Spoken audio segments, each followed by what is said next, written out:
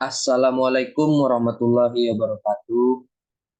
Izin memperkenalkan diri, perkenalkan nama saya Iqbal Bilhak, NIM 1203100025 dari program studi teknik biosistem angkatan 2020. Berikut saya akan mempresentasikan mengenai review jurnal, yaitu tren saat ini deteksi mikotoksin dengan berbagai jenisnya biosensor. Eh, Mata kuliah sosiologi pertanian ini berikut diampu oleh dosen pengampu, yaitu dengan Bapak Harniansyah STMT dan Bapak Dr. Supriyanto SPFkom. Dan berikut adalah nomor doi yang saya gunakan pada jurnal yang saya review kali ini. Selanjutnya adalah outline yang akan saya bahas. Yang pertama itu adalah abstrak, pendahuluan, pembahasan, dan yang terakhir adalah kesimpulan. Pada abstraknya, tugas terpenting dalam keamanan pangan adalah yang pertama itu adalah untuk mengolah investigasi kontaminasi mikotoksin pada produk pertanian dan makanan yang terbuat dari produk tersebut, serta untuk mencegah kejadiannya. Nah, di ulasan penelitian ini memberikan ringkasan mengenai perkembangan arah selama sekitar 1,5 dekade yang dikelompokkan menurut sensitivitas biologi yang digunakan. Nah, pada penelitian ini memberikan gambaran untuk tentang penggunaan antibodi polimer yang dicetak secara molekuler dan aptamers, serta keragaman biosensor dan aplikasinya dalam industri hasil pertanian. Berikut adalah pendahuluannya. Yang pertama itu adalah bahan kimia. Bahan kimia itu adalah yang dimaksud tersebut adalah sumber kontaminasi sampel makanan dan lingkungan yang berasal dari bahan industri dan juga meliputi dari biologis. Nah, saat mendeteksi polutan kimia, salah satu yang paling umum tugasnya adalah untuk memeriksa reaksi kimia. Penentuan senyawa tertentu secara simultan itu adalah para peneliti mengembangkan metode secara simultan yang digunakan untuk prosedur dan penentuan kelompok senyawa seperti berbagai jenis agen perlindungan tanaman dan komponen satwa. Nah, kemudian mikotoksin ini dianggap sebagai polutan kimia dengan kemunculan polusi biologis dan jamur yang bersifat taksinogenik atau yang bersifat racun. Nah, mikotoksin ini terutama diproduksi oleh berbagai jamur berskabut, dan kemudian mikotoksin adalah metabolit sekunder beracun dengan berat molekul kecil yang diproduksi oleh spesies jamur tertentu.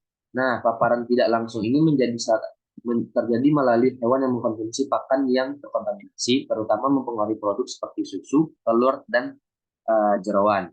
Nah, mikotoksin tertentu juga muncul dengan kontaminan yang muncul di air permukaan. Oleh karena itu, paparan terbatas dapat terjadi melalui air minum. Nah, biosensor inilah yang akan dilakukan untuk menentukan atau meneliti atau memprediksi seberapa besar dari mikotoksin tersebut. Berikut adalah skematik struktur biosensor. Yang pertama itu adalah biorecognition dengan menggunakan AB, MIP, APT yang nanti akan dijelaskan pada slide selanjutnya. Kemudian immobilization atau imobilisasi dengan menggunakan WG, NPS, dan GELS. Nah, akan dideteksi oleh penglabelan, ada yang berdasarkan label, ada yang berdasarkan label free. Kemudian itu adalah optical, ACSPR, kemudian QCM, OELs, dan LVER. Nah, yang akan diamplifikasikan oleh sinyal amplifikasi dengan menggunakan komputer, smartphone, ataupun visual. Nah, skematik ini tersusun dan terstruktur secara skematik yang terintegritas dan tersatu di recognition, immobilisasi, detection, dan signal amplification. Kemudian adalah biosensor berdasarkan antibody. Biosensor berdasarkan antibody atau immunosensor dalam ini biasanya melibatkan kelumpuhan zat yang sensitif secara biologis. Nah, berupa antigen atau antibody untuk keperluan tes. Selektivitas tinggi dari reaksi kekebalan yang dimanifestasikan dalam pengikatan antara antigen dan antibody ini membentuk dasar untuk analitik. Nah, kuantifikasi komponen-komponen ini, tes imunoanalitik seringkali menggunakan selektif antibody yang diekstraksi dari serum darah hewan, vertebrata seperti kelinci, tikus-tikus, domba, kuda, ya. Nah, biosensor berdasarkan MIP. MIP itu apa sih? Nah, MIP itu adalah reseptor sintetik biomimetik dengan rongga pengenalan spesifik yang melengkapi bentuk, ukuran, maupun pengaturan spasial. Rongga-rongga ini terbentuk dalam polimer yang sangat terkait silang matriks, dan MIP ini disintesis melalui kopolimerisasi monomer fungsional dan penghubung silang dengan adanya molekul target yang bertindak sebagai template. Template inilah yang kemudian dihilangkan setelah proses validasi selesai. Hasilnya adalah rongga tercetak atau situs pengenalan Brigliotto sebagai reseptor non-biologis.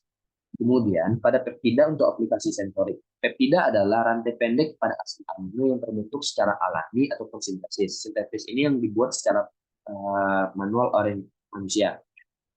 Struktur kimianya stabilitasnya tinggi, mudah dimodifikasi dan kecerbagunaannya itu bagi kimia yang tinggi. Bukan sebagai bioreseptor untuk pengikatan selektif molekul kecil desain biometrik.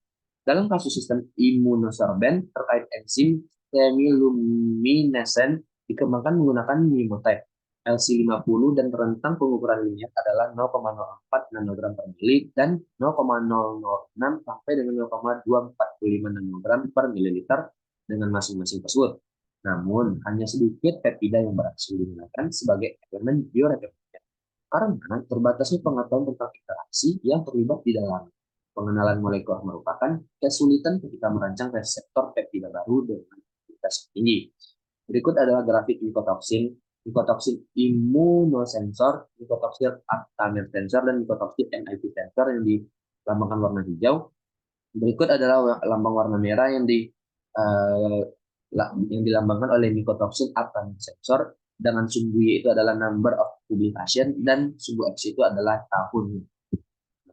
Selanjutnya adalah rentang deteksi berbagai aplikasi biosensor dengan AB, MIP, dan APT. Dapat dilihat AB dan MIP itu cenderung lebih balance antara atas dan bawahnya. Yang kita lihat pada sebelah kiri itu adalah nano nm-nya. Nah, berikut adalah kesimpulan yang dapat kita tarik adalah mengenai detektor tersebut terdapat juga perbedaan sensitivitas yang signifikan. Bebas label teknik biasanya menawarkan LOD yang sangat rendah dan sensitivitas tinggi. Sedangkan metode yang lebih cepat seperti LPIA mungkin hanya mencapai sensitivitas yang jauh lebih rendah.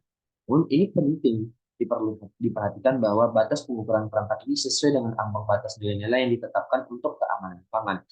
Dan oleh karena itu, penilaian yang cukup akurat terhadap keamanan pangan kontaminasi dalam sampel yang diberikan dan disediakan perlu dicatat bahwa untuk beberapa artikel nilai LOD lebih tinggi daripada batas bawah tentang pengukuran. Hal ini disebabkan oleh cara menghitung LOD S per N sama dengan 3. Nah, dari aspek keamanan pangan itu, pencegahan kontaminasi secara mikotoksin itu adalah hal yang penting dan paling esensial untuk dihindarkan. Kenapa? Karena kontaminasi seringkali tidak dapat dihindari karena hal-hal yang tidak menguntungkan kondisi seperti kondisi cuaca, kondisi praktik penyimpanan yang tidak tepat, dan sebagainya. Nah, oleh karena itu, pengendalian analitis yang cepat dan metode deteksi untuk memainkan peran penting dalam memastikan pada keamanan terlebih pada bahan pertanian. Terima kasih. Nah, berikut adalah presentasi yang dapat saya sampaikan. Apabila ada kekurangan, maaf. Saya akhiri. Wassalamualaikum warahmatullahi wabarakatuh.